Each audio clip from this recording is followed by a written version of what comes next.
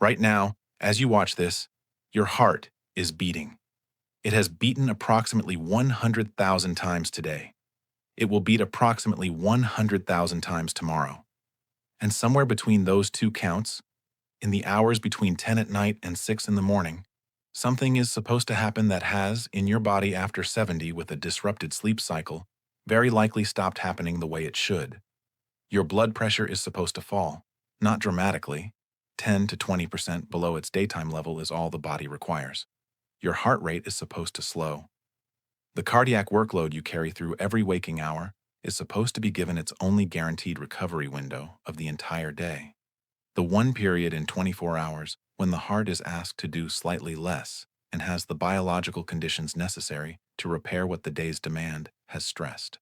For a significant proportion of adults over 70 with disrupted sleep cycles, that recovery window has closed. Not partially, not on some nights. The blood pressure does not fall at night. The heart rate does not slow to the degree it should. The cardiac workload continues, through the hours your doctor never measures, through the hours no office reading ever captures, at essentially the same level as your daytime. And the reading your cardiologist reviewed at your last appointment and found reassuring is entirely consistent with a heart that is receiving no meaningful recovery. It simply doesn't show that. The most important cardiovascular information about your body, what is happening to your heart during the 8 hours no one is watching, has almost certainly never been measured. In this video, I am going to show you exactly what happens to the heart when the sleep cycle breaks down after 70, not as a concern to keep in the back of your mind, as a specific, measurable, and in many cases currently happening physiological reality, with a test that can reveal it, a chain of consequences that flows from it, and specific interventions that can begin to reverse it. At around the 9-minute mark, I am going to tell you about a test that your cardiologist may have never mentioned, that is covered by most insurance plans when ordered for appropriate indications, and that is the only way to determine whether the cardiac recovery window I just described is occurring in your body, not an estimate, a direct measurement taken while you sleep. I will tell you its name and exactly how to ask for it. I have spent more than 3 decades in geriatric medicine, and the relationship between sleep cycle health and cardiovascular outcomes is one of the areas where the gap between what the research clearly shows and what reaches the clinical conversation is most striking. Cardiac risk in older adults is managed with extraordinary precision during the hours a physician can observe it. What happens during the other 16 hours is, in most cases, treated as someone else's department. It should not be. Let me give you the frame before the specifics. Your heart beats 100,000 times a day. It has been doing this since before you were born. And in a body with a healthy sleep cycle, the night shift is genuinely lighter than the day shift. Blood pressure falls. Heart rate slows. The parasympathetic nervous system, the rest and recover branch of the autonomic nervous system, takes over from the sympathetic branch that drives activity and demand through the day. The cardiac workload reduces. The heart gets its maintenance window. Think of it the way you would think of a factory that runs heavy production through the day and reduces to light operations overnight. Not stopping, but providing the conditions in which the machinery can be serviced, the stress on the components can be absorbed, and the next day's production can begin with equipment that has had recovery time. A factory that runs at full production 24 hours a day without scheduled maintenance will eventually experience mechanical failure, not because the machine was defective, because the repair window was never given. When the sleep cycle breaks down after 70, the heart's night shift becomes identical to the day shift. And the cumulative mechanical consequence of that, year over year, on a heart that is already carrying the physiological changes of aging, is one of the most underappreciated drivers of cardiovascular decline in older adults. Now let me be specific. The first and most precisely documented consequence is the loss of the nocturnal blood pressure dip.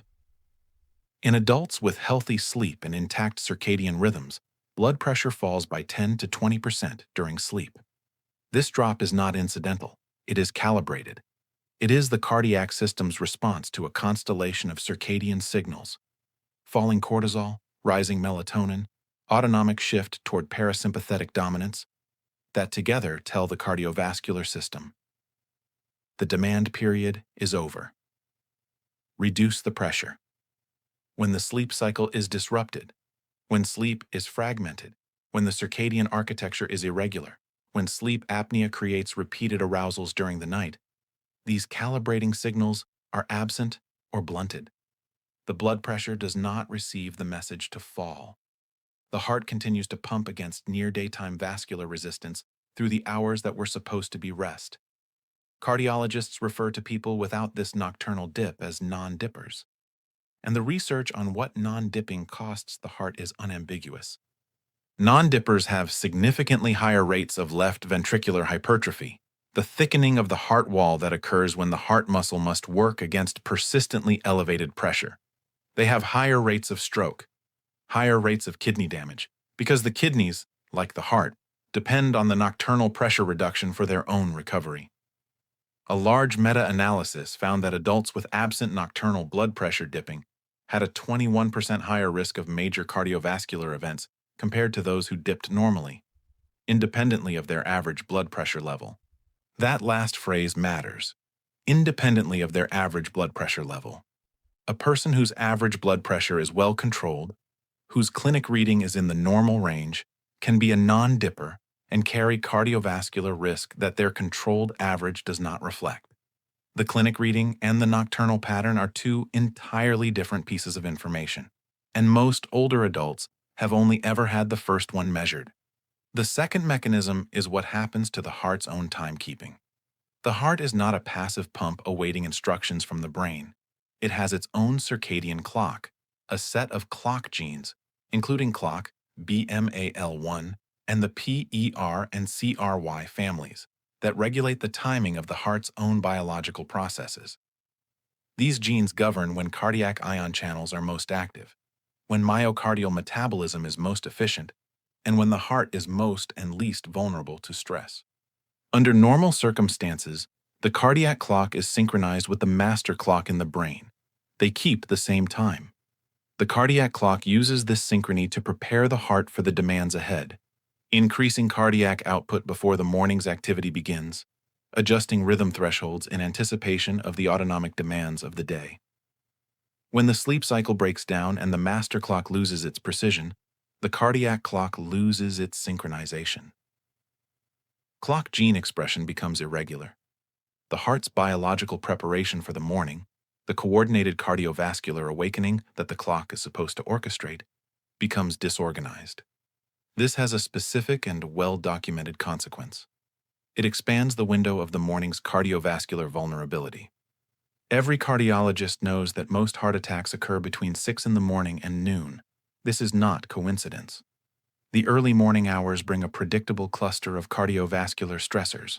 Cortisol surges, blood pressure rises, platelet aggregability increases, and the heart shifts from the parasympathetic dominance of sleep to the sympathetic demands of wakefulness. In a body with a healthy circadian system, this transition is graduated. The clock prepares the cardiovascular system incrementally for the transition. In a body with a broken sleep cycle, this transition is abrupt. The cortisol surge is larger and more sudden. The blood pressure morning rise is steeper. The platelet response is more pronounced. And the heart, which has spent the night without its recovery window, working against near-daytime pressures in the absence of its nocturnal dip, meets the morning's demands in a more stressed state than a well-rested heart would. The morning cardiovascular vulnerability window is not only real, it is amplified in people with disrupted sleep cycles. And this is a clinical fact that should be part of every cardiac risk conversation with adults over 70. I want to tell you about a patient I worked with. No name, because this pattern is common enough to belong to many. This patient had been managing blood pressure with medication for 8 years. Clinic readings at every appointment were in the controlled range, consistently around 130/80, occasionally a few points higher. Their cardiologist had reviewed these numbers and found nothing requiring escalation. The patient was compliant, the numbers looked right, and the cardiovascular conversation had largely moved to the maintenance phase. What had never been discussed was sleep, not in the context of cardiac risk. The patient was sleeping, or attempting to, for 8 hours each night, with the fragmented light sleep pattern that has been described across other videos in this series. They woke multiple times. They never felt rested. But no one had framed these sleep complaints as a cardiac variable. when a 24-hour ambulatory blood pressure monitor was placed, a small device worn on the arm that takes readings every 30 minutes throughout the day and night. The results told a different story than the clinic data. Their daytime readings were consistent with what the clinic had captured, but their nighttime readings showed no meaningful drop. Blood pressure at midnight was within 10 points of blood pressure at noon. They were a non-dipper. Their heart had been receiving no recovery window for years, while their cardiologist, reviewing clinic readings, had considered the cardiovascular situation controlled. When a home sleep study was subsequently ordered, it found moderate obstructive sleep apnea. The apnea events, occurring multiple times per hour, each one producing a brief arousal, each arousal triggering a sympathetic spike in blood pressure and heart rate, were the mechanism producing the non-dipper pattern. The fragmented sleep was not a separate complaint from the cardiac profile. It was producing the cardiac profile. With CPAP treatment initiated for the sleep apnea and circadian support added, consistent morning light, stable sleep timing, the warm light evening protocol described in the previous video in this series, a repeat 24-hour monitoring 8 months later showed a restored nocturnal dip. Nighttime blood pressure readings were now 10 to 15% below daytime. The cardiologist, comparing the two monitors side by side, described the change as remarkable. Nothing in the clinic reading had changed. Everything in the overnight pattern had. Now, the 9-minute mark. The test is called 24-hour ambulatory blood pressure monitoring, ABPM. It involves wearing a cuff device on the upper arm for 24 hours. Every 30 minutes automatically, the device takes a reading. During activity, during rest, during meals, and during sleep. At the end of the 24 hours, the data is downloaded and the overnight pattern is examined alongside the daytime pattern. This is the only test that captures the nocturnal blood pressure pattern, the only one that reveals whether the dip is occurring.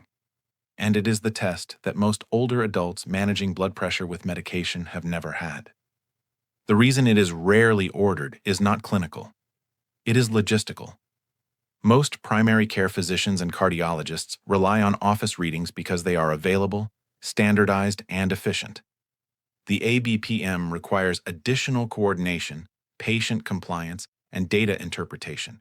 In a busy clinical setting, it tends to be ordered only when a specific trigger, unusual readings, resistant hypertension, a specific clinical concern, prompts it. The trigger that is almost never used, but should be, is disrupted sleep in a patient over 70 managing cardiovascular risk, because disrupted sleep is the mechanism most likely to produce the non-dipper pattern, and the non-dipper pattern is the cardiovascular risk factor no office reading will ever reveal. There is one more connection I need to give you before the protocol, because it completes the chain. Atrial fibrillation, AF, is the most common cardiac arrhythmia, affecting an estimated 10% of adults over 80. It significantly increases stroke risk, and its relationship with sleep disruption is one of the most well-documented and most consistently under-addressed connections in cardiology. Sleep apnea is among the strongest modifiable risk factors for atrial fibrillation. Adults with severe sleep apnea have been found to have as much as 4 times the risk of developing AF compared to those without it. The mechanism is direct. Each hypoxic event during sleep apnea creates oxidative stress in cardiac tissue, triggers autonomic imbalance, and progressively damages the electrical architecture of the heart in ways that promote AF.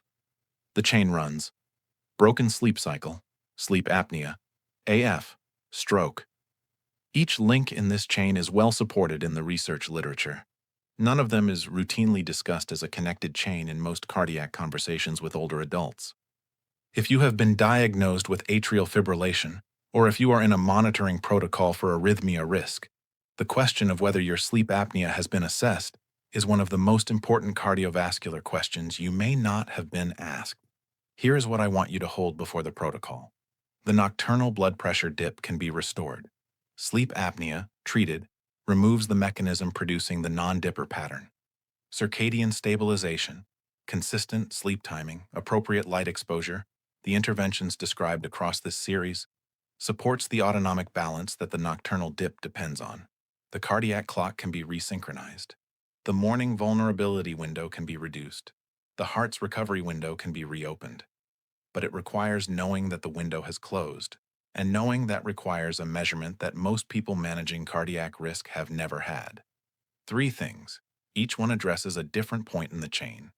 The first is the ABPM conversation. At your next primary care or cardiology appointment, say these words: I would like to discuss 24-hour ambulatory blood pressure monitoring to assess whether my nocturnal dipping pattern is intact. Write that sentence down before the appointment. Bring it. The test is available, widely insured for appropriate indications, and represents information about your cardiovascular risk that your current data cannot provide. Your physician will know what you mean. The conversation is the threshold. The second is the sleep apnea-AF assessment. If you have AF, if you are being monitored for arrhythmia, or if you have any of the cardiovascular risk factors described in this video, ask explicitly, has my sleep apnea status been evaluated in the context of my cardiac risk? If you have not had a sleep study and you have disrupted sleep, this question opens the most important diagnostic conversation in your cardiac management that is not currently happening. A home sleep apnea test can be ordered at the same appointment. The third is the morning protection protocol. The morning cardiovascular vulnerability window is real and is amplified in people with disrupted sleep. Two specific behaviors reduce the cardiac risk in that window. First, do not engage in intense physical exertion in the first 45 to 60 minutes after waking. This is when blood pressure and platelet aggregability are already peaking, and abrupt physical demand spikes both further. A slow morning, gentle movement, no rushing, is protective. Second, maintain the consistent wake time and morning light protocol that has been described throughout this circadian series. Consistent wake time and morning light reduce the amplitude of the cortisol morning surge. In a disrupted sleeper, that surge is already larger and more abrupt. Reducing it through consistent timing is one of the most directly cardiac protective circadian interventions available. Go back to where this video began. Your heart is beating 100,000 times today. And somewhere in the hours between now and morning, it was supposed to receive the only recovery window it gets in an entire day. Whether that window is currently open or closed is a piece of information you almost certainly do not have. The test that would give it to you has almost certainly never been ordered. And the clinical conversation that would prompt the test, disrupted sleep as a cardiac variable, has almost certainly never been had. That conversation can happen at your next appointment. You now have the words to start it. If someone you care about is managing cardiovascular risk, blood pressure, cholesterol, arrhythmia, any cardiac condition, and their sleep is disrupted, please share this video with them. Because the hours no one is watching are the hours that matter most to the heart, and they have been outside the clinical conversation for too long. Before next week, I want you to find one piece of data that already exists. If you wear a smartwatch, fitness tracker, or any wearable device that monitors heart rate during sleep, open the companion app and look at your overnight heart rate data from last night. Find two numbers, your lowest heart rate during the night and your average resting heart rate during the day. Write both down. If your lowest overnight heart rate is not at least 10 to 15 beats below your daytime resting rate, if your sleeping heart rate looks similar to your waking heart rate, that pattern is worth bringing to your next appointment as a question. My overnight heart rate data suggests my heart rate doesn't slow significantly during sleep. Could this be related to a disrupted nocturnal blood pressure pattern? If you don't have a wearable, write down the resting heart rate that was recorded at your most recent medical appointment. Next week, I'm going to explain exactly what overnight heart rate patterns reveal about the nocturnal blood pressure dip, HRV, and the cardiac recovery your heart is or is not receiving each night. The numbers you bring will make that video directly applicable to your own situation. Come back with them. One important note before you go.